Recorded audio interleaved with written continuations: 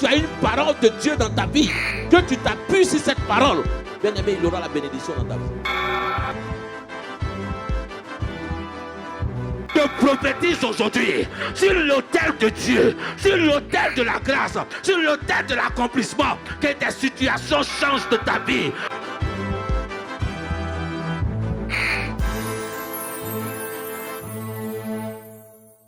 Alléluia. Que le Seigneur soit béni pour la vie de chacun. Je bénis l'Éternel de vous revoir. Et je bénis l'Éternel qui vous a gardé et qui a préservé la vie de chacun. Il a dit, aucun de tes cheveux ne tombera. Personne ne tombera. Alléluia. Je bénis le Seigneur pour cela. Nous devons être joyeux et être en joie. La vie est précieuse en toutes choses. Amen. Et c'est une grande chose que Dieu nous a donné de nous offrir la vie. Alléluia. Et ce matin, comme j'ai tendance, et je ne sais pas pourquoi je le dis chaque fois, et comme quelqu'un me l'a dit, nous sommes dans un nouveau monde. Moi j'ai dit, nous sommes dans une nouvelle année, notre année débute, alléluia. Mais je sais que ce Dieu qui est fidèle en toutes choses accomplira des grandes choses dans notre vie, quelles que soient les situations. Et cela me rappelle un peu ce que Dieu a fait avec le prophète Élie. Élie dit, mettez de l'eau, remplissez cela d'eau.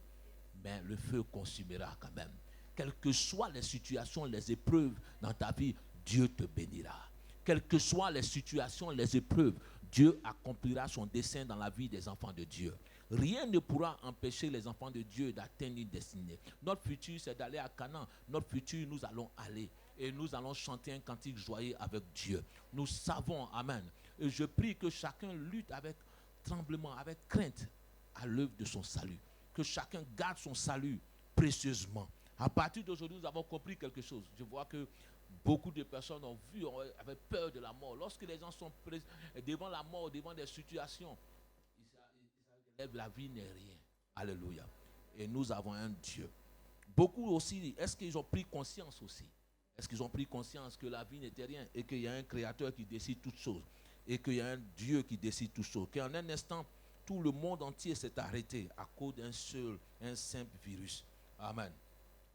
Je prie qu'à cause de Christ, aussi ta vie s'arrête un moment et tu prennes conscience aussi. Amen. Le thème de mon message ce matin pour toi, c'est Dieu peut-il compter sur toi? Dieu peut-il compter sur toi? Avant de répondre, il faut que vers la fin du message, tu puisses répondre parfaitement. Dieu peut-il compter sur moi? Amen. Pose-toi la question et dis, mets ta main sur ton cœur, est-ce que Dieu peut-il compter sur moi? Alléluia. L'une des choses courantes que nous avons à comprendre dans ce monde, c'est que dans la vie chrétienne, beaucoup d'hommes comptent sur Dieu. Je ne dis pas que ce n'est pas bien de compter sur Dieu. Je ne dis pas que ce n'est pas une chose normale de compter sur Dieu. Nous tous, nous comptons sur Dieu. Nous tous.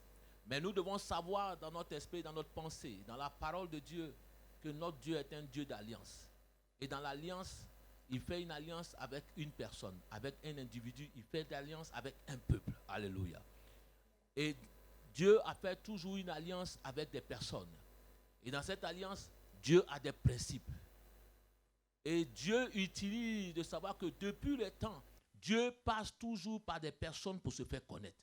Dieu passera toujours par un individu pour se faire connaître. Dieu passera toujours par un homme pour se faire connaître. C'est pour cela que Dieu s'intéresse à l'homme. L'humanité a une importance dans la vie de l'homme, dans la vie de Dieu, au devant de Dieu. L'humanité a une importance au devant de Dieu. Et j'aimerais dire à quelqu'un que tu es important devant Dieu. Tu es important devant Dieu. Dis à ton frère, dis à quelqu'un qui est auprès de toi, tu es important devant Dieu. À mes yeux aussi, tu es important. Alléluia. Tu es important. Et tu fais partie de l'édifice que Dieu veut construire. Tu fais partie de l'édifice que Dieu veut bâtir. C'est avec toi que Dieu veut faire quelque chose. Amen. Et de comprendre que depuis le temps d'Adam, après Adam, Dieu a arrêté de créer. Amen. Après Adam, Dieu a arrêté de créer. Dieu a commencé à quoi? L'homme a procréé. Amen. C'est pour cela que Christ n'a pas été créé, il a été procréé, il a été engendré. Parce que Dieu ne peut pas il défiait toute loi de l'humanité. Et aller créer Christ, il ne pouvait pas le créer. Il fallait qu'il fasse quoi? Il engendre Christ. Il passait par une femme pour pouvoir l'engendrer. Parce que c'était devenu comme ça. Adam est le seul homme qui a été créé. Il est le seul homme qui a été créé. Et j'aimerais te dire que même dans ce que tu auras besoin dans ta vie, comme Salomon le dit, il n'y a rien qui existe sous le soleil qui n'a jamais été. Toutes choses existaient déjà. Alléluia. Et donc Dieu ne va pas recréer quelque chose de nouveau pour toi, mais Dieu va faire de sorte qu'un homme te donnera toujours quelque chose. L'homme est important. Un individu est important pour toi. Et nous devons avoir de la considération pour l'être humain qui est auprès de nous. Nous devons avoir la considération. Amen. Et Dieu a une considération pour nous. Mais ce que je veux dire aujourd'hui, c'est est-ce que Dieu peut compter sur toi? Est-ce que Dieu peut compter sur nous dans ce nouveau monde? Est-ce que Dieu peut compter sur des enfants de Dieu, compter sur des chrétiens? Est-ce que Dieu peut compter sur toi? Parce que Dieu cherche quelqu'un. Dieu cherche quelqu'un. Alléluia. Dis avec moi, Dieu cherche quelqu'un. J'aimerais que tu prennes ta Bible. On va s'appuyer sur un verset. Et ce matin, je vais t'enseigner. Amen. Et j'aimerais que tu écrives.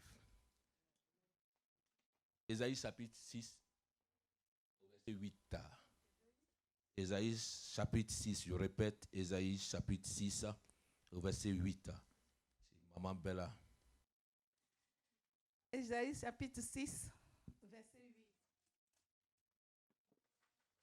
L'année de la mort du roi Osias, je vis le Seigneur assis sur un trône très élevé, et le pan de sa robe remplissait le temple.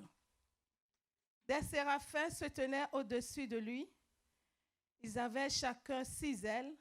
2 dont ils se couvraient la face, 2 dont ils se couvraient les pieds, et 2 dont ils se servaient pour voler.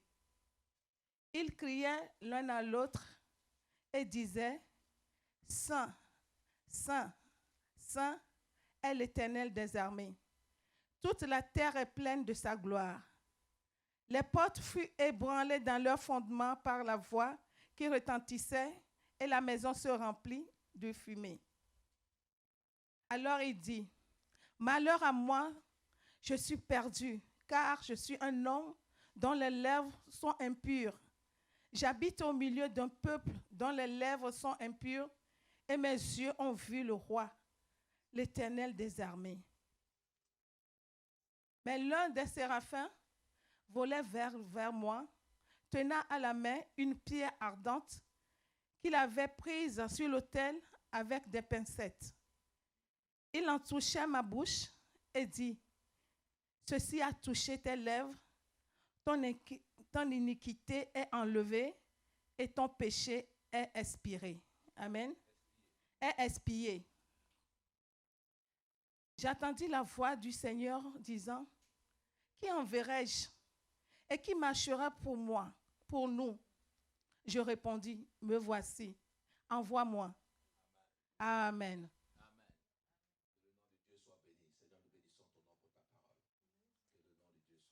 Béni. Amen. Et c'est le verset 8 qui m'intéresse. Amen. Il dit, j'entendis le Seigneur, la voix du Seigneur qui disait, qui enverrai-je? Qui marcherait pour moi, pour nous? Il répondit et je répondis, me voici, envoie-moi. Alléluia. Il dit, me voici, envoie-moi. Il dit, Dieu peut-il compter sur toi? Amen. Dieu peut-il compter sur toi? Et nous savons tous, et nous avons lu beaucoup ce passage, nous avons entendu parler d'Ésaïe, et nous savons qui est Ésaïe. Et Ésaïe est un prophète. Amen. L'un des prophètes, quand nous lisons sa manière d'écrire, nous voyons que c'était quelqu'un qui était tellement poétique dans toutes ces choses. Et quand nous lisons, il a tellement de rimes dans sa manière d'écrire. Il est tellement plongé, il a une écriture vraiment formidable. Alléluia. Amen. Donc si quelqu'un étudie la poésie, tu peux étudier avec Ésaïe. Il dit, écoutez, prêtez l'oreille. Quelqu'un qui donne des révélations fortes. Et lorsque nous lisons dans le chapitre 6, on parle de la vocation d'Ésaïe. On parle du temps où Ésaïe allait être appelé par Dieu. On parle du moment où Ésaïe allait être appelé par le Seigneur. On parle du moment où Ésaïe allait rencontrer le Seigneur. Alléluia. Et je prie, et chacun de nous, nous avons un jour que nous avons rencontré Dieu. Et je vais paraphraser avec quelque chose d'autre, que Pierre aussi a rencontré Dieu. Pierre aussi a rencontré Christ. Et Pierre, Dieu lui a dit quelque chose de formidable.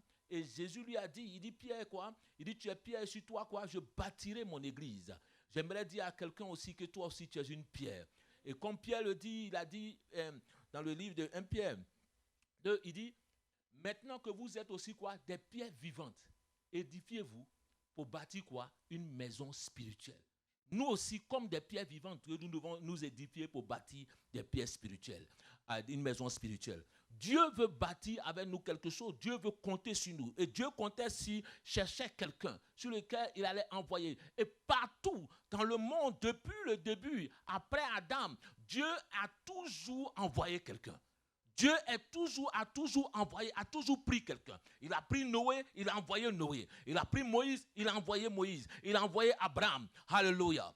Il a pris David, il a pris Salmon, il a utilisé Josué, il a utilisé des personnes. Mais j'aimerais te dire, dans ce monde nouveau, Dieu veut t'utiliser toi. Amen. Alléluia, ton amen est trop faible. Dis, c'est moi que Dieu veut utiliser. Regarde quelqu'un, dis, c'est moi que Dieu veut utiliser.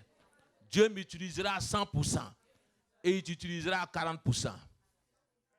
Alléluia.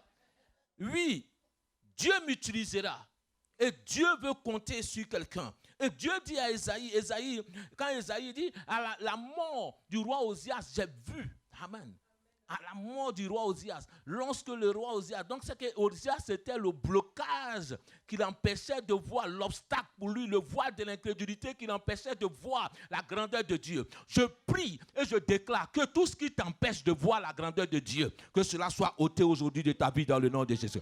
Que cela soit ôté de tes yeux dans le nom de Jésus.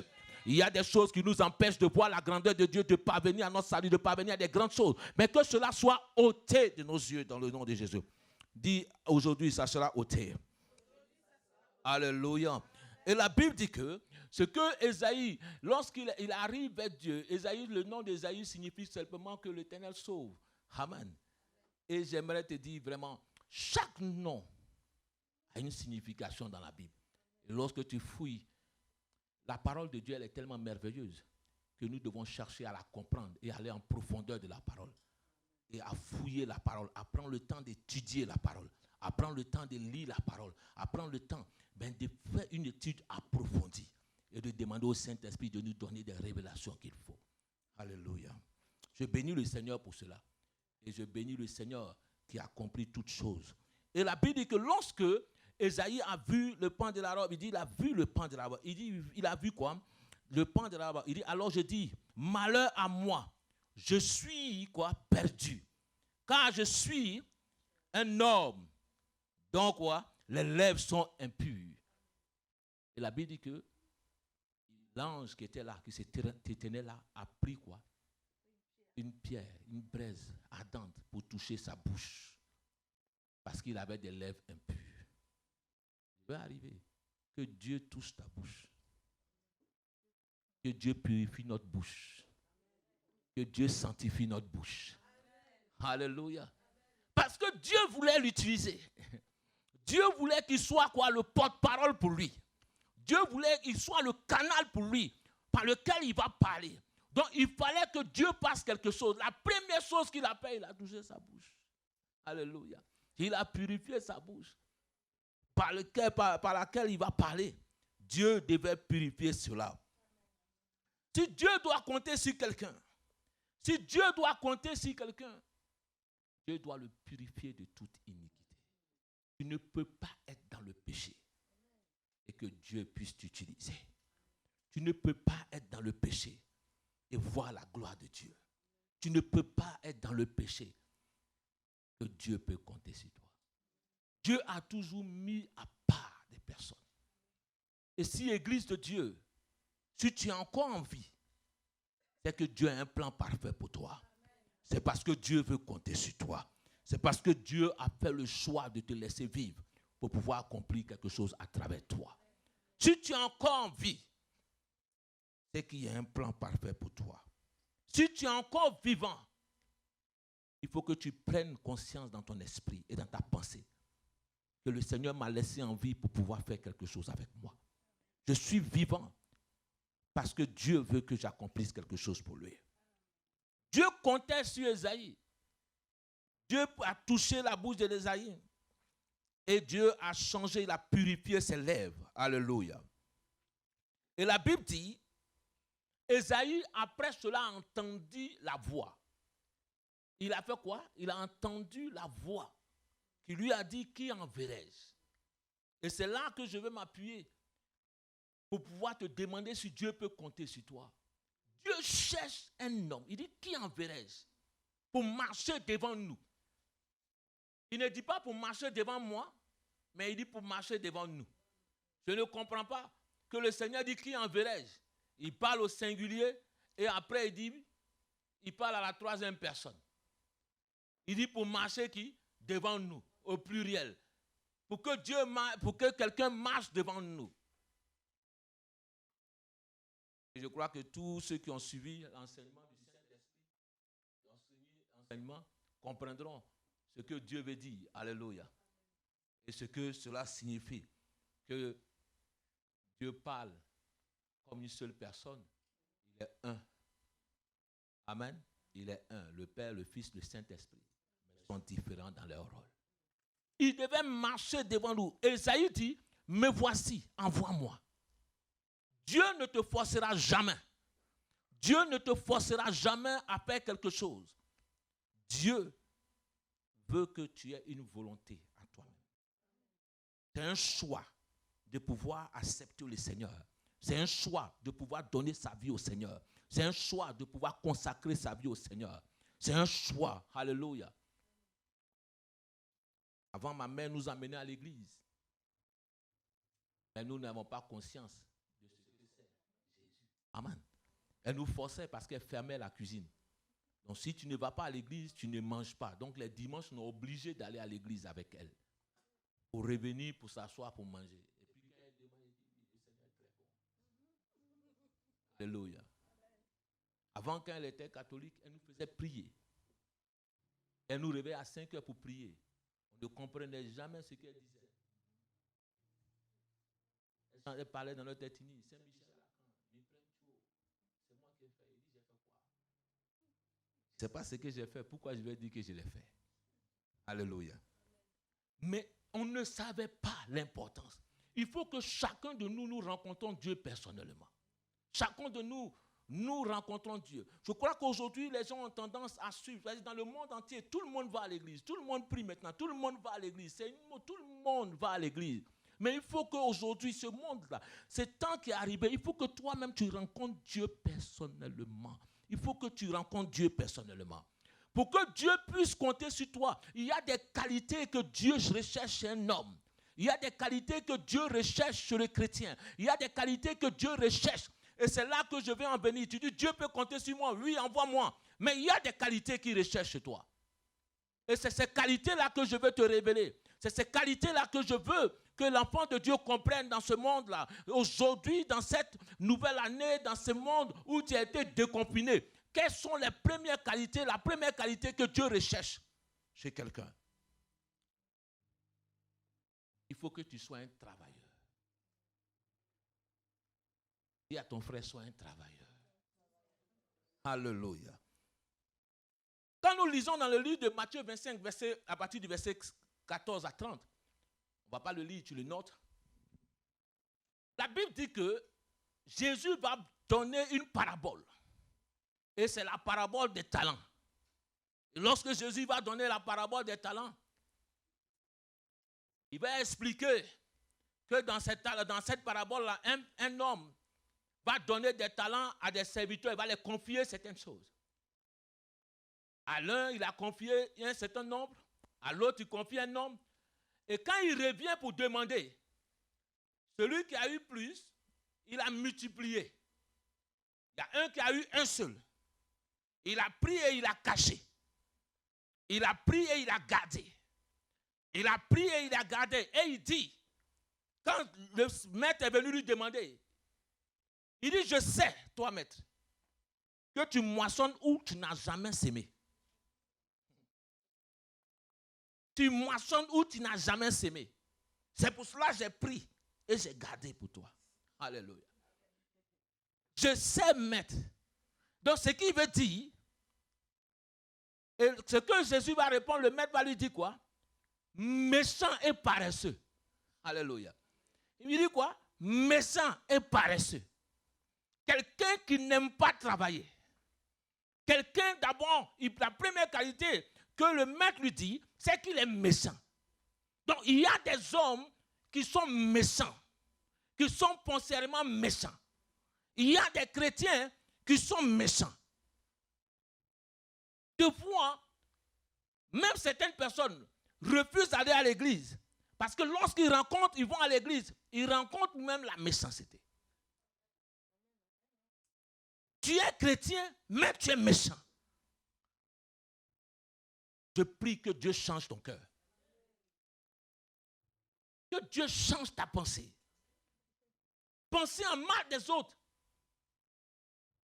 Parce que cet homme l'a dit, mais je sais que toi tu moissonnes. La pensée qu'il a dans son esprit et dans sa pensée, il pense que le maître est comme ça. Il pense que les hommes sont mauvais. Et beaucoup de personnes, je dis l'effet du miroir, c'est que lorsque tu parles de quelqu'un, lorsque tu penses en mal de quelqu'un, c'est que toi-même tu es comme ça. Parce que tu te vois en cette personne. Vous vous rappelez du frère de David. La Bible dit que Dieu va dire à Samuel, je l'ai rejeté parce qu'il est orgueilleux. Et lorsque ce frère, allez lire la parole, vous allez le chercher dans la Bible.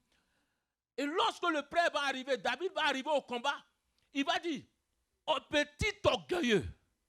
Alors que c'est lui-même qui était orgueilleux.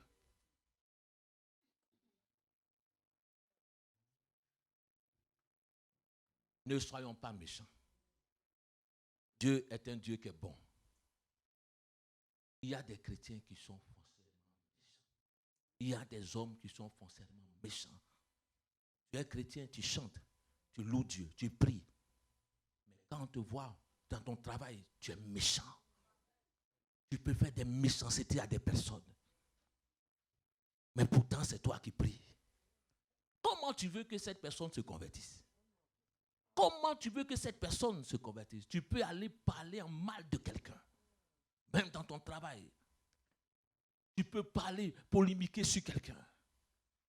Tu peux... Bien aimé, la sorcellerie, ce n'est pas seulement tuer quelqu'un par l'esprit, faire du mal dans l'esprit des gens qui volent. Non, parler en mal de quelqu'un. Tu es en train de tuer la personne.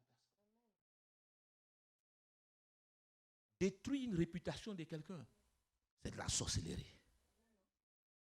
Colporter des choses sur quelqu'un, c'est de la sorcellerie. C'est pour cela que Dieu a purifié d'abord la bouche d'Ésaïe. Il dit, ta bouche doit être purifiée. Je prie que Dieu fasse sortir une braise ardente de ton autel pour purifier ta bouche dans le nom de Jésus. Dis que ma bouche doit purifier dans le nom de Jésus. Il faut que le Seigneur entende cela. Alléluia.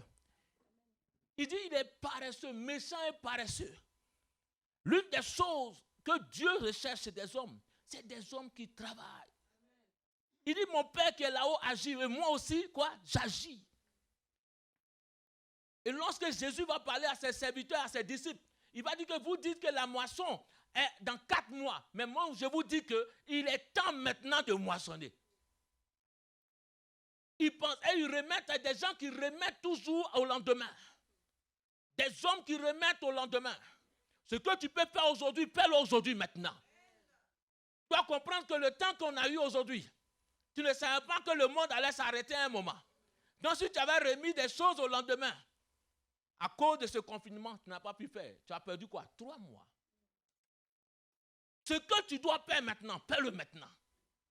Ce que tu peux faire maintenant, fais-le maintenant. Si tu dois servir Dieu, sers-le bien maintenant. Si tu dois marcher avec Dieu, marche bien avec Dieu maintenant. Dieu n'aime pas les paresseux. Dieu n'aime pas les paresseux. Il faut que l'Église comprenne que Dieu n'aime pas les paresseux. Jésus était quelqu'un qui travaillait. La Bible dit que son père était charpentier, il était quoi? Alléluia. Jésus était quelqu'un, même spirituellement, il travaillait.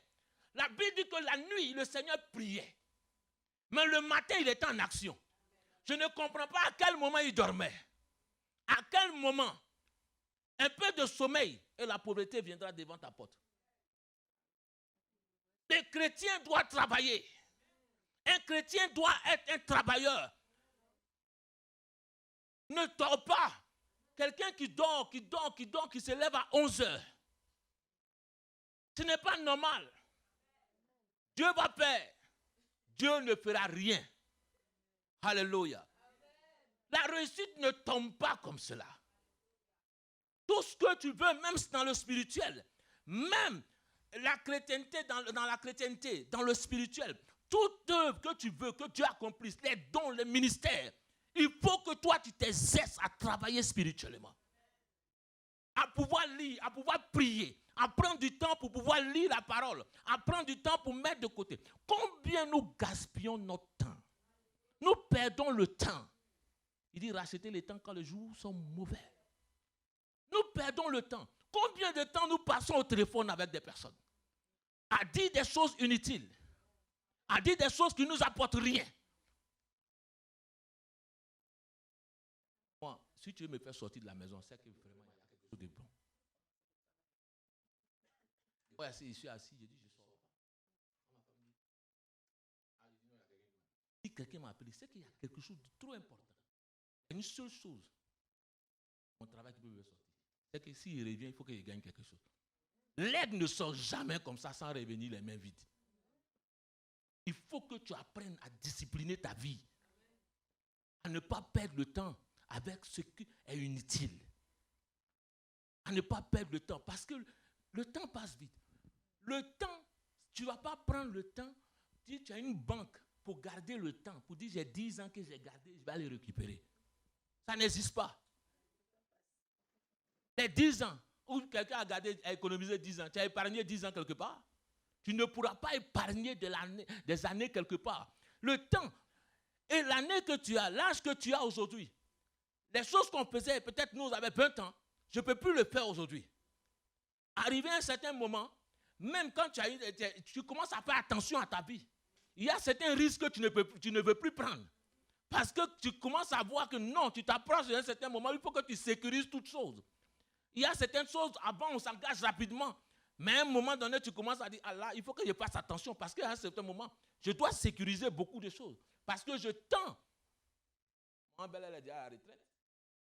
Mais alléluia. Mais là, il y a certaines choses que tu ne peux pas. C'est pour cela que, bien aimé, il faut faire attention à ton temps. Il faut faire attention au temps que tu passes. Il faut regarder comment tu passes ta journée. Il faut regarder qu'est-ce que tu fais pendant la journée. Quand tu te lèves le matin, net, des vidéos sur Facebook, combien de temps tu passes dessus? Et aller chercher des choses inutiles. Des gens qui racontent n'importe quoi. Des gens qui ne disent, il n'y a ni queue, il n'y a ni tête. C'est que la vie des gens, Dieu te rencontre ça, c'est ça qui nous intéresse. Au lieu de demander au Seigneur, qu'est-ce que tu dis pour nous cette journée-là? Tous les hommes, les grands hommes, ils se demandent qu'est-ce qu'il va planifier pour son entreprise, qu'est-ce qu'il va planifier pour sa vie, qu'est-ce que le Dieu va me dire, qu'est-ce que Dieu va me dire, qu'est-ce que Dieu va me dire. C'est pour ça que le peuple n'entend plus la parole de Dieu. Nous sommes distraits par certaines choses. Je prie que toute distraction s'éloigne de ta vie dans le nom de Jésus. Regarde combien de temps tu passes devant la télé. Regarde combien de temps tu passes devant Novelas, Nollywood, je ne sais pas. Tu vas télécharger, tu vas payer, tu vas regarder ça. Et comment ça abrutit ton esprit? Ça te fait rêver, ça te fait voir quoi? Pendant ce temps-là, tu aurais pu lire un livre. Pendant ce temps, tu aurais pu faire quelque chose. J'ai essayé de voir, je ne sais pas dit que j'ai regardé des vidéos pendant une journée, j'ai vu que le temps que ça vous prend, au nom de Dieu, cela peut te faire perdre combien de temps? Un homme, une femme, une personne doit se lever, doit être un travailleur, doit s'organiser le matin. Tu dois être organisé. Tu vas quelque part. Je n'aime pas aller perdre le temps dans un magasin. Si je vais, je sais que je dois acheter ceci, cela. Amen. Ça, c'est bien. Nous sommes comme ça. Amen. Quand je vais, je dis, on va au marché. Ma femme sait, on va au marché. Je dis, qu'est-ce qu'on va acheter? Qu'est-ce qu'on va faire ceci? Qu'est-ce qu'on va faire cela? Qu'est-ce qu'on va faire? On ne va pas perdre le temps. Donc, écris ta liste et dis-moi ce qu'on va faire. Là, si on a fini, on rentre à la maison. Alléluia. Amen. C'est important pour moi. C'est important pour nous. C'est important pour que tu saches ce que lorsque tu sors, il faut savoir ce que tu dois faire. Amen. Si tu vas seul, c'est ton problème. Mais avec moi, il faut qu'on sache ce qu'on va faire. Je sors, je sais ce que je m'en vais faire. Je ne veux pas me promener. Je ne veux pas perdre le temps. Le temps est précieux. Alléluia. Le samedi, c'est important pour rester dans le recueillement avec Dieu. Et donc, tout temps est précieux et est calculé. Si le matin, on doit faire du sport, on va. On finit quelle heure? On fait ça à quelle heure? À quelle heure? Le temps passe vite. Le temps passe vite. Ta journée passe vite. Regardez dans le confinement, comment vous êtes resté à la maison. Pendant la journée, qu'est-ce que vous avez fait? La journée passe tellement vite. Et que le temps, quand vous vous réveillez le matin, mangez, dormez. Vous avez vu qu'une journée est déjà passée. Mais pendant cette journée-là, tu pourras mettre ça à profit. Il faut que tu sois un travailleur. Dis que Dieu fasse de moi un travailleur. Il dit, peut-être toi, tu es un paresseux. Il dit, méchant et paresseux. Tu es quelqu'un qui ne voulait pas travailler. Que la paresse quitte notre vie. Que la paresse quitte ma vie. Les gens qui ne sont pas paresseux se mettent au travail. Ils travaillent. Ils font des choses. Ils sont toujours en activité. Dans la maison de Dieu, on ne paresse pas. Il dit, le zèle de ta maison me dévore. Quand il rentre dans la maison de Dieu, il a envie de faire quelque chose. Quand il rentre dans la maison de Dieu, il a envie de servir le Seigneur. Il a envie de faire quelque chose pour Dieu. Chaque jour, il dit, le zèle de ta maison me dévore. J'ai envie de œuvrer pour toi. J'ai envie de te servir. J'ai envie de faire des choses pour toi.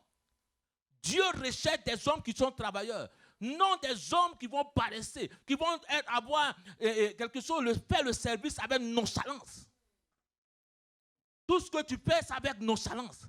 Dieu refuse cela. Tout ce que tu dois servir, la manière de servir Dieu, tu dois le servir avec zèle, avec engouement. C'est ce qui active la gloire de Dieu dans notre vie. Chaque fois, David dit, lorsqu'on me dit alors à la maison du Seigneur, je suis dans la joie. Lorsqu'on me dit de prêcher, je suis dans la joie. Alléluia. Prier, je suis dans la joie. Lorsqu'on me dit de parler de Dieu, je suis dans la joie. Là où on me dit de prêcher, je suis dans la joie. Le zèle de ta maison me dévore. Chrétien, sois zélé pour Dieu. Nous avons changé, nous sommes zélés pour d'autres choses. Mais nous avons perdu le zèle de la maison de Dieu. Nous avons perdu notre zèle, notre ferveur pour Dieu. Sois un travailleur. Sois quelqu'un qui travaille, qui fait quelque chose dans la maison de Dieu. Dieu a besoin des hommes sur lesquels il peut compter pour bâtir sa maison. Dieu a besoin des hommes sur lesquels qui vont prêcher son évangile, qui vont aller évangéliser, qui vont parler de lui, qui vont amener des hommes à Christ. Non des hommes qui vont dormir. Abraham était un intercesseur. David était quelqu'un qui travaillait. Et toi? Alléluia. Paul était quelqu'un qui travaillait. Paul était quelqu'un qui bossait, qui travaillait beaucoup. Il travaillait. Paul n'arrêtait pas de travailler. Paul était quelqu'un qui continuait à travailler, même quand il était en prison, il écrit toujours des lettres. Nous lisons les écrits de Paul. Et Paul écrit. Donc la première qualité que Dieu recherche, c'est des hommes qui ne sont pas paresseux. Parce que pour qui il t'envoie? Il dit envoie-moi. Mais la manière dont tu vas, quand il te regarde, même il sait que tu ne vas pas arriver. Alléluia. Il sait que tu ne vas pas arriver. Dans ton foyer, sois une femme qui travaille. Sois un homme qui travaille. Sois quelqu'un qui ne s'arrête pas. Ça veut dire que Dieu a fait quoi? Pendant les 6 jours, il a fait quoi? Il a travaillé. Le 7e jour, il s'est reposé. Mais toi, tu veux te reposer tous les jours. Tu veux te reposer tout le temps. Je prie que Dieu nous aide à travailler. Même dans cette nation, soyons des travailleurs. N'aimons pas le chômage. Si tu peux travailler, travaille. Si tu n'es plus à la retraite, si tu as la capacité de travailler, travaille. Travaille, fais quelque chose. Et la main qui n'aime pas travailler, elle ne mange pas. La première qualité, c'est qu'il devait être travailleur. La deuxième qualité que Dieu recherche, c'est la stabilité. Dieu recherche la stabilité. Dis avec moi la stabilité. Dieu recherche la stabilité. Dieu va dire à Pierre, dans le livre de 1 Pierre 2, verset 5, c'est le verset. Il dit, vous-même comme des pierres édifiantes, vivantes, édifiez-vous pour former quoi? Une maison spirituelle. Dieu n'aime pas l'instabilité. Dieu n'aime pas les personnes qui sont instables. Lorsque Dieu va donner à Pierre, Jésus va dire à Pierre, il va dire à ses disciples, il dit, pour vous, qui je suis? Certains vont répondre, vont chercher une réponse. Mais Pierre va donner quoi? La bonne réponse.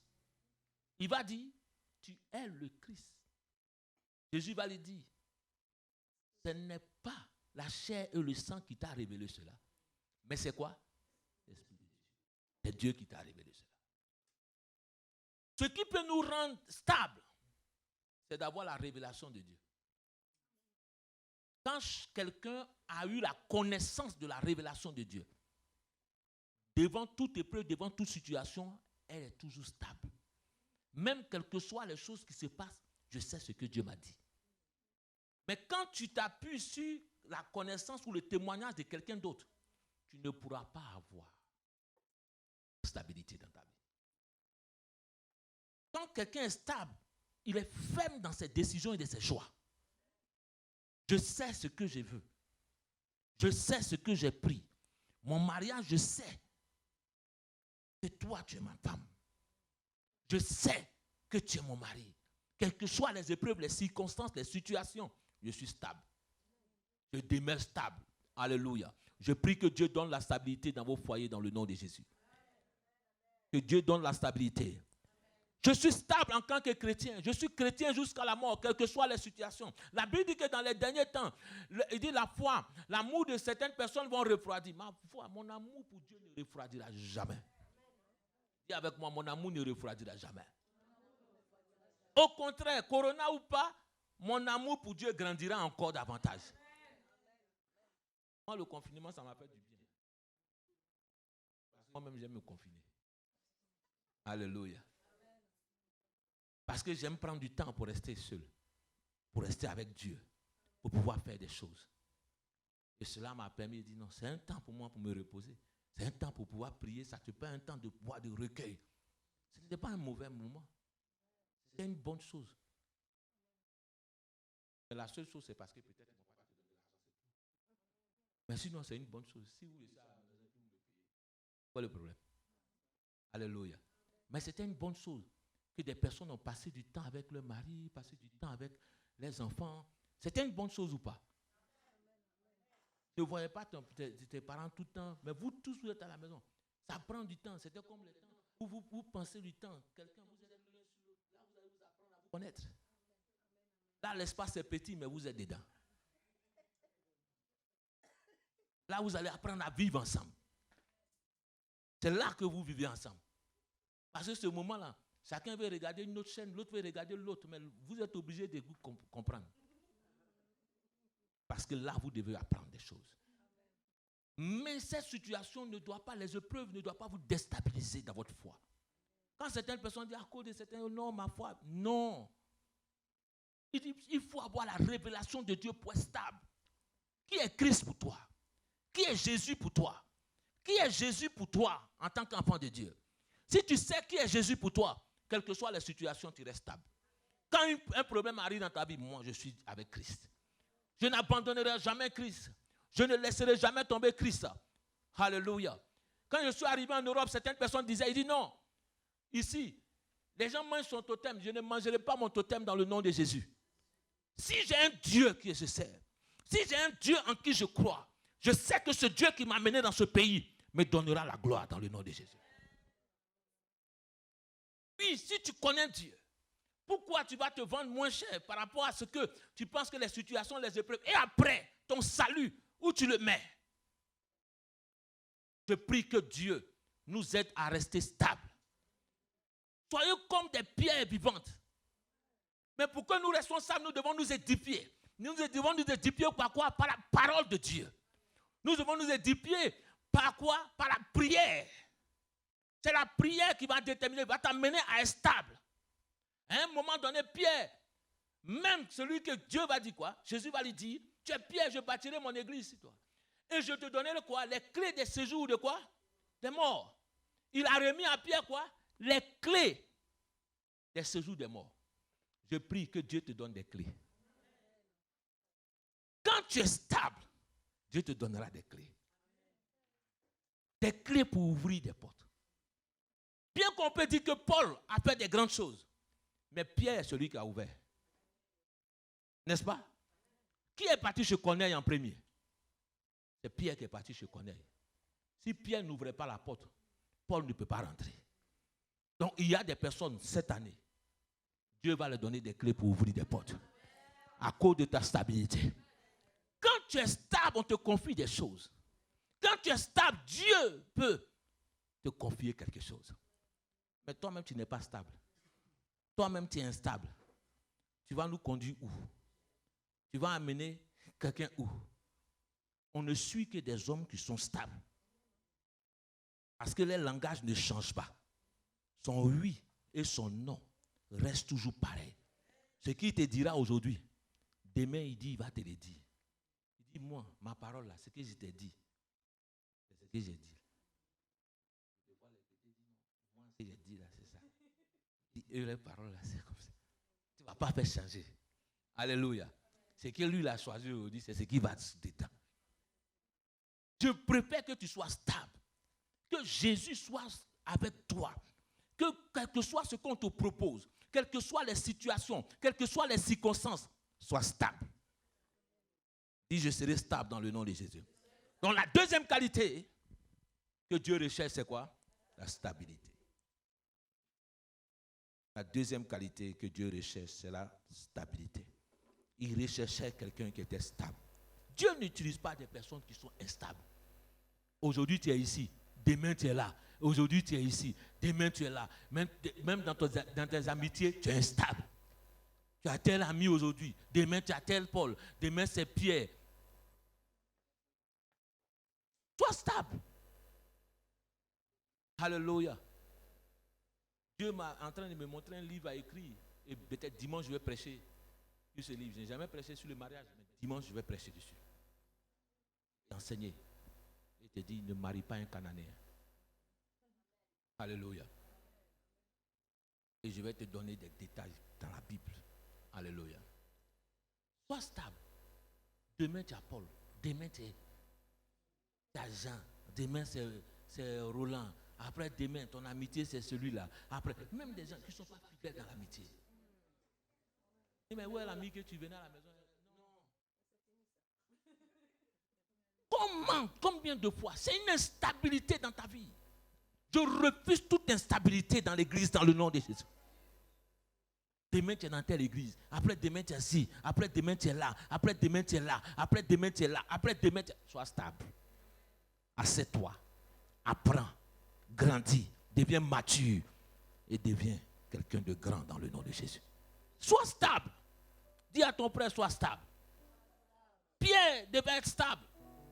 Mais lorsque les situations sont arrivées, même quand la prophétie était sur sa vie, est-ce qu'il était stable?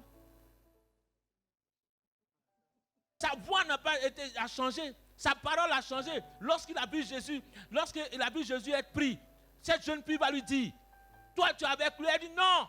Il dit non, je ne suis pas avec lui. Sa voix, il était quoi? Instable. Bien qu'il y ait la prophétie sur lui. Il y a certains éléments qu'il te faut pour que tu sois stable. Il faut que le Saint-Esprit soit en toi. Il soit enraciné en toi. Que l'Esprit bâtisse quelque chose en toi. Ceux qui ont l'Esprit n'ont pas peur. Ceux qui ont la puissance de Dieu n'ont pas peur. Ils ne créent rien parce qu'ils savent. C'est pour cela que Étienne, lorsqu'ils vont le prendre, il va voir le ciel ouvert. Il va dire, quel que soit ce que vous me lapidez, moi, je ne changerai pas, je ne rénierai pas Dieu. Il faut que des hommes ne rénient pas Dieu selon les circonstances. Des hommes ont régné Dieu. Ils ont abandonné Dieu lorsqu'ils étaient devant des problèmes. Ils ont abandonné Dieu lorsqu'ils étaient devant des situations. Ne marche pas avec des hommes instables. Ne marche pas avec des personnes instables. Des personnes qui peuvent déstabiliser ta vie. Que Dieu t'éloigne de ces personnes dans le nom de Jésus. Quand tu veux suivre quelqu'un, regarde bien, observe bien la personne et vois ses choix et ses décisions. Dieu veut que tu sois stable. Dieu veut que ta maison soit stable. C'est pour cela qu'il dit, toi Pierre, je bâtirai mon église. Il dit, sur toi Pierre, je bâtirai. Mais il fallait qu'il fasse un travail dans la vie de Pierre. Il fallait qu'il œuvre dans la vie de Pierre. Laisse-toi guider par le Seigneur. Laisse-toi remplir par le Saint-Esprit. Et tu vas voir que Dieu te donnera la stabilité dans toutes choses. Il faut que tu sois stable. Alléluia. La troisième chose, qualité, c'est l'amour de tous. L'amour de tous. Dis avec moi l'amour de tous. Dans le livre de Proverbes 17, verset 5, il dit quoi? Celui qui se moque du pauvre outrage celui qui l'a fait. Proverbe 17, verset 5. Il dit, celui qui se moque du pauvre outrage celui qui l'a fait. Ne te moque jamais des gens. Il faut avoir la considération pour tout le monde. Beaucoup de personnes, des chrétiens qui n'aiment pas les autres. Je ne peux pas comprendre cela. Un chrétien qui n'aime pas quelqu'un, qui n'aime pas son collègue, qui n'aime pas ses voisins, qui n'aime pas ceci, qui n'aime pas cela. Il faut avoir l'amour pour tout le monde. Il faut que tu aimes tout le monde. Alléluia. Il faut que j'aime tout le monde. J'aime la créature, celui que Dieu a créé. Mais l'esprit qui est en lui, qui me combat, je ne l'aime pas. Il faut que j'aime tout le monde. Amen. Il faut que tu aimes tout le monde. J'ai hâte de prêcher le dimanche prochain. Que tu comprennes. L'amour pour tout le monde. J'aime celui-là, je n'aime pas celui-là. Dans l'église, on aime tout le monde. J'aime parce qu'ils sont mes frères en Christ. J'aime aussi ceux qui n'ont pas encore accepté le Seigneur. Ce sont des créatures de Dieu. Ce sont des personnes que Dieu a créées. Donc si toi tu ne l'aimes pas, tu veux dire quoi? Il dit celui qui n'aime pas le pauvre outrage celui qui l'a fait. Parce que lui n'a pas d'argent aujourd'hui, toi tu le méprises. Parce que toi tu dois... Il y a des personnes qui sont, comment on les appelle, ils sont snobs. Quand ils voient des personnes, ils vont les diminuer. Parce que toi tu... Non. Bien-aimé, si toi tu es un peu aujourd'hui, gloire à Dieu. Mais tu ne sais pas le lendemain de quelqu'un. Tu ne sais pas ce que quelqu'un peut devenir demain. Ne méprise jamais quelqu'un auprès de toi. Tu ne sais pas ce que cette personne deviendra demain. Tu ne sais pas de quoi le lendemain est fait. Aujourd'hui, beaucoup de personnes ont perdu certaines choses. Et dans ce monde-là, on peut voir le pauvre devenir riche. Et le riche devenir pauvre. Aime tout le monde. Dans ton travail, des gens aujourd'hui, même quand on t'accorde un petit poste, tu vas mépriser ceux qui sont en bas. Tu vas les réduire à rien. Et demain, tu chantes et tu pries. Quand on te voit aller à l'église, même les gens te disent, ah! Il faut que des gens rendent un bon témoignage de toi, s'il te plaît. Il y a des chrétiens qui sont comme ça, qui n'aiment pas, qui font semblant, qui sont à l'église, qui font semblant d'aimer Dieu, qui font semblant d'aimer le Seigneur, qui font semblant, mais ils ont du mépris pour l'humanité. Ils ont du mépris pour des hommes. Dans ce nouveau monde, dans cette chose, il faut que tu comprennes maintenant que, bien aimé, tu dois aimer les gens. Les gens ont compris lorsque le temps du confinement est arrivé, le temps de cette situation, ils ont commencé à montrer qu'il fallait s'aider, s'entraider. Mais auparavant, avant même quand tu vois quelqu'un, tu veux lui demander un renseignement, quand tu commences à dire bonjour, la personne ne te répond même pas. Mais on vous dit de ne pas vous saluer. Et où est le problème? Mais pourtant avant, même maintenant à l'église même des fois, certaines personnes rentrent, elles ne parlent pas à telle personne. Mais aujourd'hui on te dit de ne pas saluer. Mais cela t'arrange. Alléluia. Parce que tu faisais l'hypocrisie auparavant. Mais maintenant on te donne l'occasion de prendre une occasion, quelque chose sur laquelle tu peux t'appuyer, une chose sur laquelle tu peux t'appuyer pour ne pas saluer. Tu es distant de cette personne-là. Donc moi-même là, moi je me éloigne de cette personne, celle-là je m'éloigne d'elle. Mais maintenant tu te dis éloigne-toi maintenant. L'autre est venu de t'éloigner, tu cherches à te rapprocher, pourquoi? Alléluia. Aime tout le monde. Jésus aimait tout le monde. Il dit quand Dieu a tant aimé le monde qu'il a donné son Fils unique. Est-ce que toi tu es capable? Dieu veut seulement compter sur quelqu'un si cette personne a l'amour dans son cœur. C'est pour cela, il va dire à la fois ajouter ceci, ajouter la piété, ajouter la tempérance. Dans la tempérance, il dit ajouter la chaleur et l'amour de chacun. Que chacun de nous, nous aimons les uns les autres. Amen. Donc la troisième qualité que tu dois avoir, je vais terminer dans quelques minutes. Que j'aime tout le monde. Amen. Ce sont des instructions pour que tu puisses rentrer dans commencer ta nouvelle vie. Alléluia. Dis pour commencer ma nouvelle vie. Pour commencer ma nouvelle vie. Alléluia. Il faut aimer tout le monde. Dans Marc 10, 45, tu peux l'écrire, noter cela aussi dans Marc 10, 45. Il dit le Fils de l'homme est venu pour sauver. Il ne dit pas le Fils de Dieu, il dit le Fils de l'homme. Donc Dieu a un intérêt pour l'homme. Dieu aime tout le monde. Alléluia. Nous devons considérer nos prochains, quel que soit son rang. Nous devons considérer des personnes. Nous devons considérer, tu t'assois auprès de quelqu'un, tu dois considérer cette personne.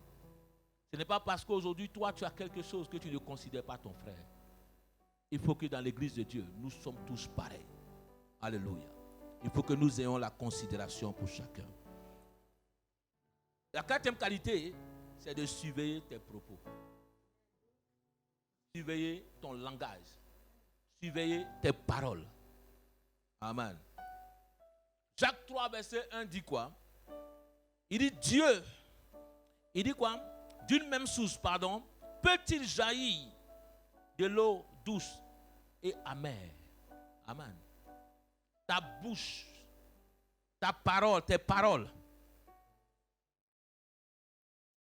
Tu dois surveiller tes propos, ton langage en tant que chrétien.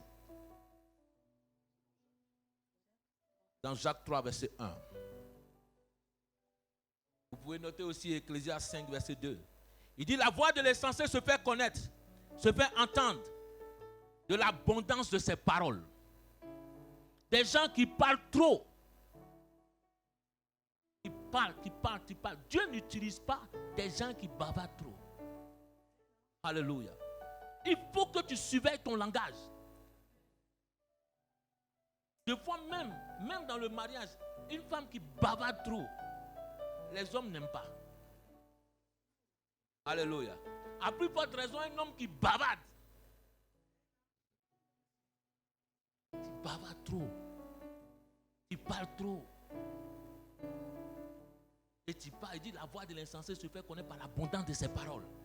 Il y a des gens, quand ils bavardent, à la fin même, c'est ce qu'il a dit là, tu ne sais même pas où est la queue, où est la tête, où est tout ça. Quand il dit, il n'y a rien de bon qui ressort dedans. Tout le langage même est zéro. Arrête de trop parler. Un chrétien doit faire attention à ses paroles. Tes paroles peuvent blesser quelqu'un. Tes paroles peuvent détruire la vie de quelqu'un. C'est pour cela qu'il faut que tu gardes ta bouche précieusement. Que tu ne parles pas trop, tu ne dises pas n'importe quoi. Que tout ce qui sort de ta bouche édifie des personnes. Que tout ce qui sort de ta bouche construise. Que tout ce qui sort de ta bouche bâtisse. Mais il y a des gens, quand c'est pour injurer des gens seulement. Sa bouche est pour injurer. Et de fois, tu t'étonnes qu'il y a des malédictions sur ta vie. Parce que tu parles ici. Et de fois, faites attention à mettre votre bouche dans des affaires qui ne vous concernent pas. Des choses qui ne te concernent pas. Pourquoi aller te mettre dedans? Un chrétien doit éviter les disputes. Quelqu'un qui aime les querelles. Tu veux que Dieu t'utilise comment? Tu veux que Dieu parle avec toi comment? Église de Dieu, surveille ton langage. Surveille ton langage. Les gens, non, moi je m'en fous. C'est comme ça que Dieu m'a créé. Dieu qui est sûr, c'est ce qui est en moi. Mon frère, c'est faux. On ne reconnaît que le chrétien par son langage. Ton langage doit changer. Ta manière de parler doit changer. Tu dois parler comme un chrétien, comme Christ. Tu dois avoir un bon langage.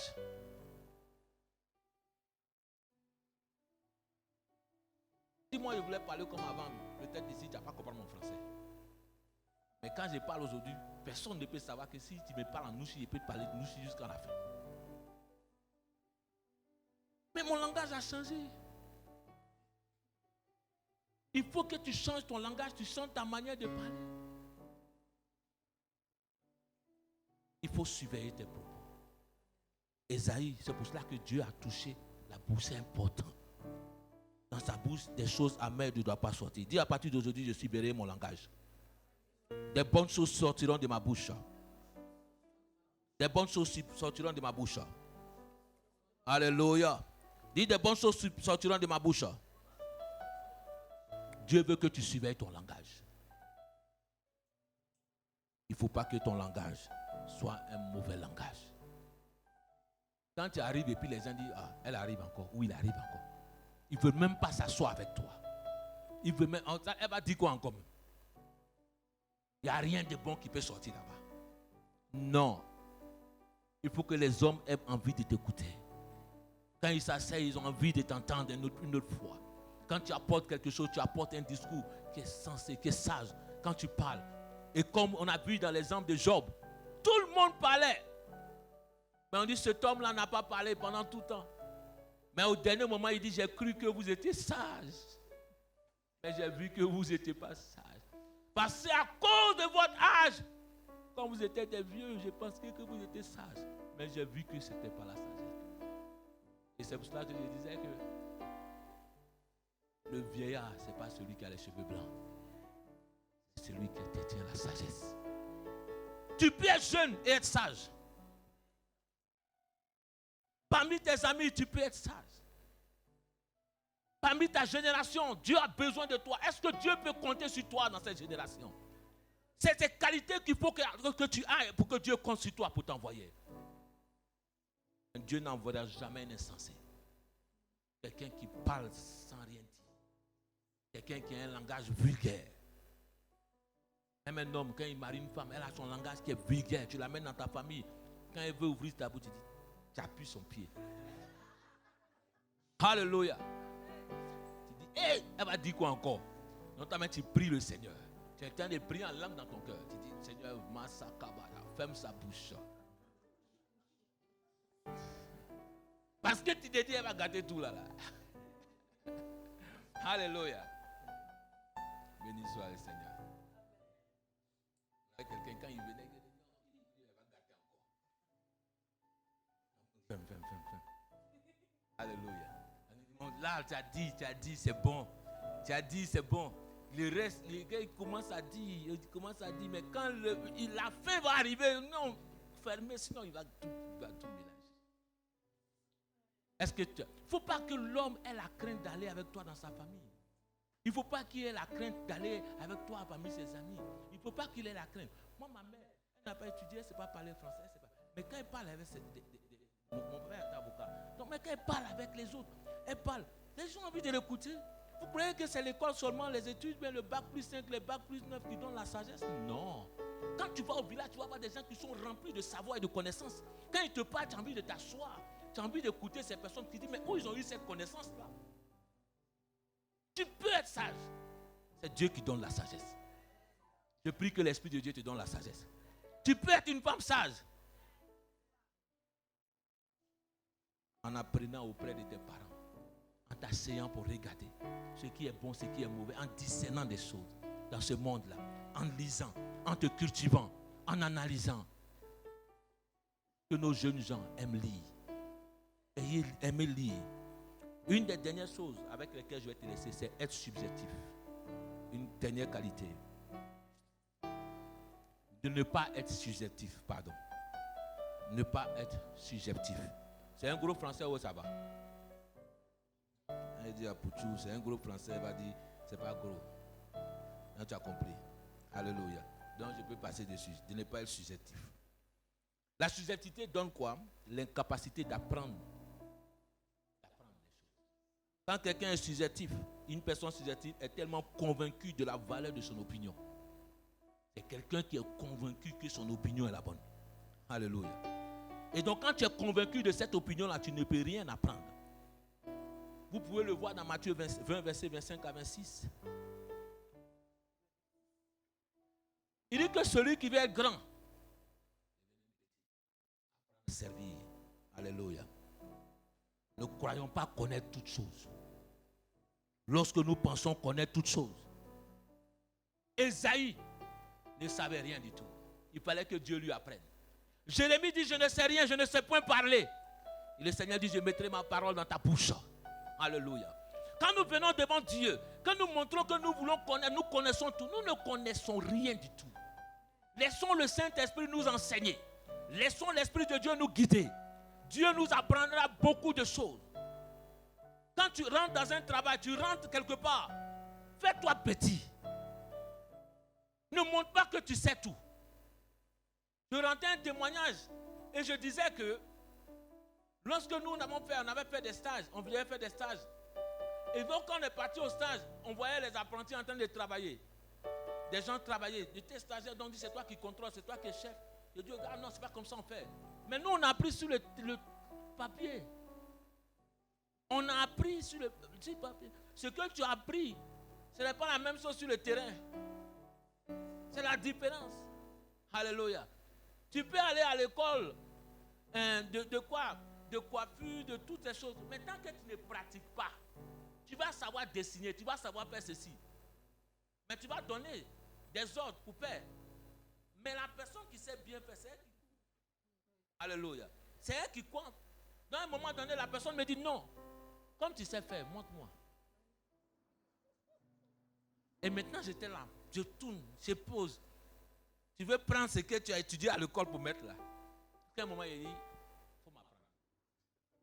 Il dit, donc, tu n'es plus chef. Alléluia. Donc, tu ne connais plus. Donc, demain, là, quand il vient là, il ne faut plus parler comme ça. Il dit, oui, quand il vient maintenant, il dit, bon, viens, je te montre. C'est comme ça que j'ai appris. Et depuis ce temps-là, j'ai laissé la vie de chef. Il dit, apprends-moi à travailler manuellement. Et j'ai appris. Quelqu'un qui est susceptible, il faut t'humilier pour que Dieu te montre des choses. Si tu ne sais pas t'humilier, t'abaisser devant, des gens garderont le savoir et ne te montreront jamais. Parce que tu crois connaître. Et des gens, lorsqu'ils disent, bon, comme il connaît, on ne va pas lui montrer.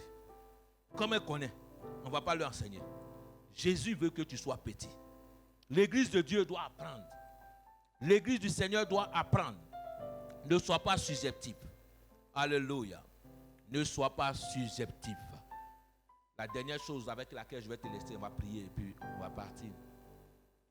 Il y avait plusieurs qualités à te donner. La dernière qualité, c'est être maître de son corps. Dis avec moi, je serai maître de mon corps. Alléluia. Maître de mon corps. Dans 1 Corinthiens 9, verset 23 à 27. Il dit quoi? Je traite durement mon corps. Amen. Je traite quoi? Durement mon corps. Ton corps est le temple du Saint-Esprit. Ton corps est l'habitation de Dieu. Dieu n'utilise pas n'importe qui. Il faut que tu tu apprennes à te mettre à part pour Dieu. Il faut que tu apprennes à mettre ton corps. Tu donnes, il dit, offrez vos corps comme quoi? Un sacrifice vivant à l'Éternel. Ton corps est précieux. Ne donne pas ton corps à n'importe qui. Ne prends pas ton corps pour te souiller. Ne prends pas ton corps pour faire n'importe quoi. Il faut que tu préserves ton corps. Alléluia.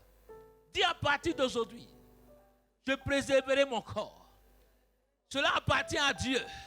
Je vais servir Dieu avec tout mon corps, avec tout mon être. Oui, mes mains doivent servir Dieu. Tu ne peux pas utiliser tes mains pour faire n'importe quoi pour venir servir Dieu.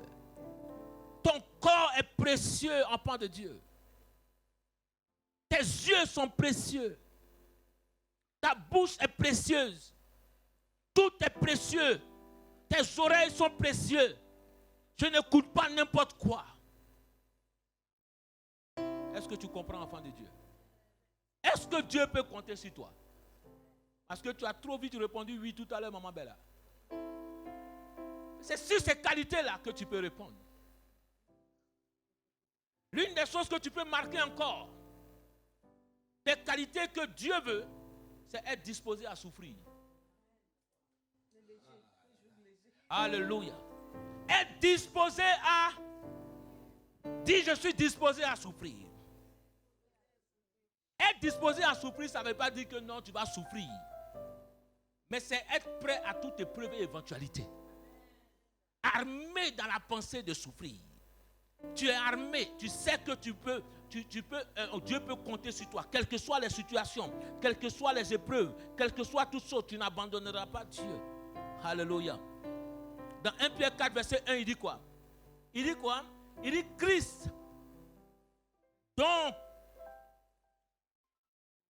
Donc, ayant souffert, pourquoi? Pour nous, dans la chair, vous aussi, armez-vous de cette manière, de cette même pensée que celui qui a souffert dans la chair s'est reposé du péché. Donc nous devons nous armer de cette pensée-là. Nous devons avoir cette pensée-là que, quelles que soient les épreuves, je suis prêt. Si tu me mets dans la fosse, je suis prêt. Tu me mets ici, je suis prêt. Vous m'interdisez de prêcher, je suis prêt. Il dit certains d'entre vous seront jetés en prison. Je suis prêt. Alléluia. Il faut que tu sois prêt, armé à souffrir pour Christ, à mettre ton corps à part, à dire non, moi je ne marcherai pas avec ces gens-là. Moi je peux me priver de ces choses. Je peux me priver de ces plaisirs de ce monde-là. C'est ton corps que tu traites durement. Tu es en train de souffrir dans ta chair. Mais néanmoins, à cause de Dieu, je ne le ferai pas. Je souffre dans ma chair. Il dit mon corps, à cause de Dieu, je ne le ferai pas. On ne dit pas que la tentation ne peut pas venir. Mais à cause de la crainte de Dieu, je suis armé. Mon corps, je vais le traiter durement. Je suis armé à souffrir. Que Dieu nous aide. Dis que Dieu m'aide. Que Dieu m'aide. Que Dieu m'aide. Donc quand tu es armé, tu es disposé à souffrir. C'est que c'est un choix volontaire de souffrir pour les intérêts de Christ. C'est un choix. C'est notre attitude à l'égard des épreuves. Alléluia.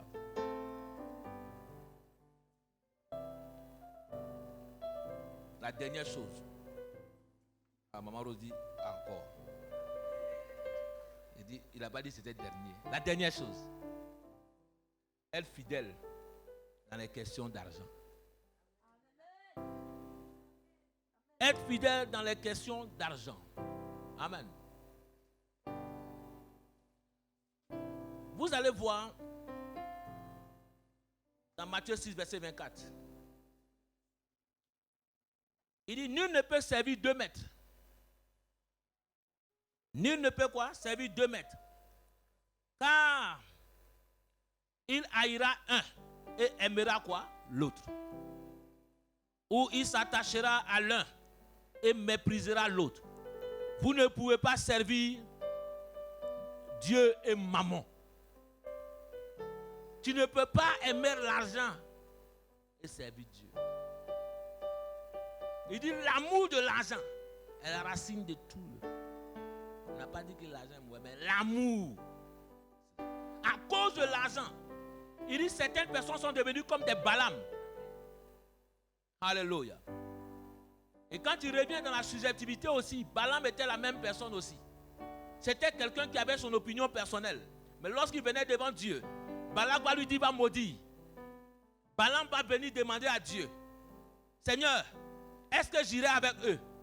Dieu va dire non, ne pars pas avec eux. Balaam va aller dormir. Il va dire, Dieu m'a dit de ne pas aller avec vous. Mais Balaam va revenir une seconde fois. Il y a des gens qui ont leurs décisions personnelles et puis ils viennent te poser la question. Ils ont leur choix dans leur cœur. Tout ce que tu vas dire, ça ne va rien changer. Ils connaissent leurs réponses. Mais ils viennent te poser quand même. Maman, il est quand les mariés. Non. T'amènes dans ton cœur et viens. Alléluia. Parce que dans sa réponse, la personne a sa réponse. Mais il vient poser la question. Balaam va revenir poser la question à Dieu. Dieu. Mais l'argent qui était devant lui. Aïe, aïe, aïe, aïe, aïe, Balaam a trop vu ça. Il dit, va demander à Dieu. Et Dieu va lui dire quoi? Va avec eux. Va maudire maintenant. Est-ce que Dieu lui avait dit? Parce qu'il insistait. Parce que Dieu savait que déjà dans son cœur, il était disposé à faire quelque chose. Il avait déjà pris, mais il veut simplement quelqu'un qui n'a pas l'accompagné dans sa bêtise. Donc il y a des personnes comme ça qui cherchent que tu les accompagnes. C'est ton oui qu'ils veulent. Ce n'est pas quand tu dis non, ça ne les arrange pas. Quand tu dis non, non. Il vient encore. Dieu, je dois partir. Et puis maintenant Dieu dit oui. Faut partir. Dieu permet que tu partes. Mais la Bible dit que lorsque Balaam va arriver, il va maudire. Il ne peut pas maudire. Personne ne peut maudire ce que Dieu a béni. Mais pourtant la Bible dit personne ne peut maudire ce que Dieu a béni. Mais pourquoi Balaam ne s'appuie pas sur la parole de Dieu? Mais il veut s'appuyer sur sa propre opinion. Parce qu'il avait quoi? Il n'était pas fidèle en question d'argent. Il aimait maman. Il y a des serviteurs qui aiment l'argent. Donc ils peuvent faire n'importe quoi pour l'argent. Il y a des hommes qui aiment l'argent. Des personnes qui peuvent faire n'importe quoi pour l'argent. Ah, quand il y a l'argent devant eux, ils tremblent. On dirait que l'argent c'est fini, c'est la fin du monde. Quand ils leur donnent l'argent, oh, quand ils voient l'argent comme ça, n'aime pas l'argent. Déteste maman. L'amour de l'argent est la racine des maux. L'argent passera. Le monde va passer. Ta vie compte devant Dieu. Quelqu'un qui n'est pas fidèle dans les questions d'argent, Dieu ne peut pas compter sur toi. Parce que quand on va te proposer quelque chose, on dit mon frère, tu es chrétien, je suis, je te donne 10 millions d'euros de suite. Laisse ton Dieu, viens nous servir. Alléluia. Non, Dieu fait un sacrifice à Dieu, Dieu va me pardonner. Dieu ne va pas te pardonner. Tu as vendu ton âme. Beaucoup de personnes dans ce monde, des hommes disent, même des artistes, des personnes, pour la célébrité, pour quoi que ce soit, des gens vendent leur âme, vendent l'esprit. Aujourd'hui, même des chrétiens, même des hommes de Dieu, des hommes qui veulent vendre pour la célébrité, qui veulent vendre à cause de l'argent, à cause de réussir, à cause de pouvoir avoir cela, ils sont devenus quoi? Comme des gens qui servent maman. Tu ne peux pas servir deux maîtres. Tu ne peux pas être en Christ et aimer l'argent. Tu ne peux pas faire cela. Sinon le diable t'aura. Balaam était cupide. Et il avait la cupidité dans son cœur comme Judas. Ne sois pas quelqu'un de cupide. Alléluia. Paul dit, j'ai appris à vivre dans le manque et dans l'abondance. Quand il y en a, je vis.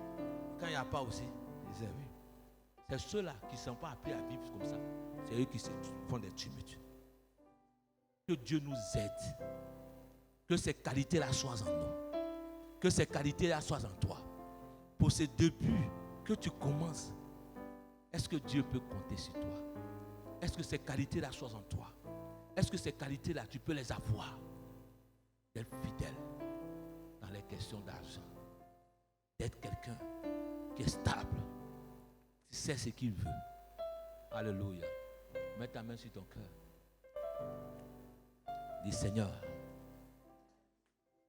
je veux que tu comptes sur moi. Je peux te servir. Dis, je peux te servir. Je peux te servir. Dans ce monde qui commence, je veux me donner entièrement à toi. Je veux me donner entièrement à toi. Je veux, Seigneur, donner ma vie entièrement. Que ces qualités soient en moi. Rends-moi stable. Rends-moi stable. Que rien ne m'ébranle. Que rien n'ébranle ma foi. Je veux être stable. Je veux être stable. Je veux, Seigneur éternel, Dieu d'Abraham, être stable. Que la paresse soit loin de moi. Je veux être un travailleur. Je veux être quelqu'un qui prie, qui jeûne. Je ne veux point paresser devant ton œuvre. Je ne veux point paresser dans ce monde. Je ne veux pas m'appuyer sur la parole de Dieu pour paresser. Mais je veux être un travailleur dans ce monde. Utilise-moi comme un canal. Utilise-moi comme un canal pour de bénédiction. Utilise-moi comme un canal. Donne-moi l'amour de mon prochain. Donne-moi l'amour des autres. Donne-moi l'amour de mon prochain. Que j'aime tout le monde, Seigneur. Oui, donne-moi l'amour. Mets l'amour dans mon cœur. Mets l'amour dans mon cœur. Mets l'amour dans mon cœur. Mets l'amour dans mon cœur.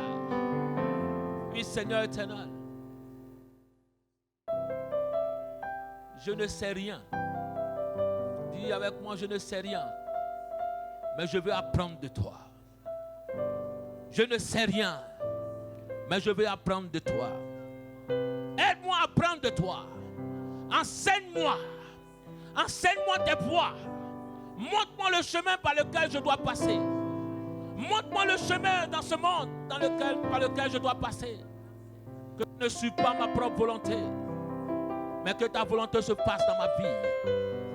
Je veux te suivre.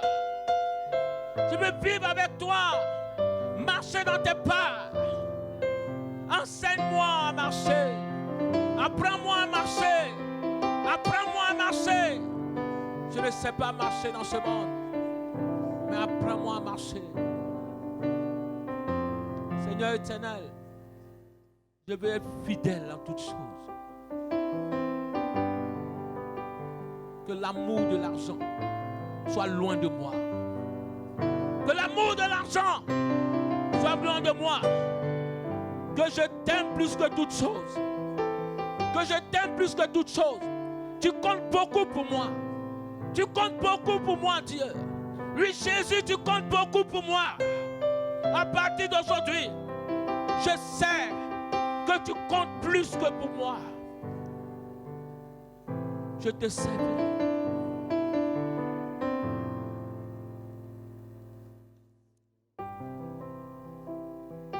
Bien-aimé, Balaam aimait l'argent.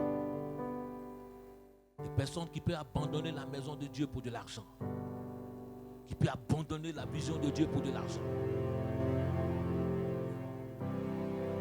Nous pouvons sacrifier toutes choses pour de l'argent. Dieu n'aime pas cela. Il dit que le sabbat soit honoré de tous. Même si tu m'offres des millions, j'honorerai le sabbat de Dieu. Que ce jour-là soit honoré de tous. Être dans ta présence vaut mieux que 1000 ailleurs. Aimer la présence de Dieu est une bonne chose. Dis à partir d'aujourd'hui, j'aimerai ta présence, Seigneur. J'aimerai ta présence. J'aime ta présence. Oui, j'aime ta présence. Car cette présence me fait du bien. Oui, j'aime ta présence, Saint-Esprit. Car elle me fait du bien. Elle me fait du bien. Oui, cette présence. Je te dis merci, Seigneur. Que la grâce, que la paix, que la joie soit le partage de mon cœur. Tu peux compter sur moi. Lève ta main, dis-lui, tu peux compter sur moi, tu peux compter sur moi. Tu peux compter sur moi pour passer devant toi, pour marcher devant vous. Dans ce monde, tu peux compter sur moi.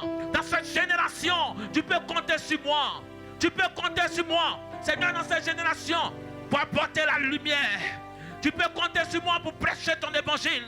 Tu peux compter sur moi pour amener des âmes à toi. Tu peux compter sur moi pour élever ton nom devant les nations. Tu peux compter sur moi pour parler de ta parole. Tu peux compter sur moi pour briser les chaînes de l'ennemi. Tu peux compter sur moi pour briser, pour renverser des hôtels démoniaques, Seigneur. Tu peux compter sur moi. Tu peux compter sur moi. Oui, Dieu veut compter sur toi. Tu peux compter sur moi, Jésus. Tu peux compter sur moi. Merci Jésus. Parce que je sais que tu peux compter sur moi. Je sais que tu peux compter sur tes enfants. Je sais que tu peux compter sur chacun de nous. Nous bâtirons la maison de Dieu. Nous élèverons ton nom dans cette nation pour la gloire de ton Saint-Nom, Père. Béni sois-tu. Amen. Acclame Jésus. Que l'Éternel compte sur toi. Il faut que toutes ces qualités soient en toi. Alléluia. Que l'Éternel bénisse ton nom. Que le nom du Seigneur soit béni, béni, béni, béni, béni, béni, béni, béni.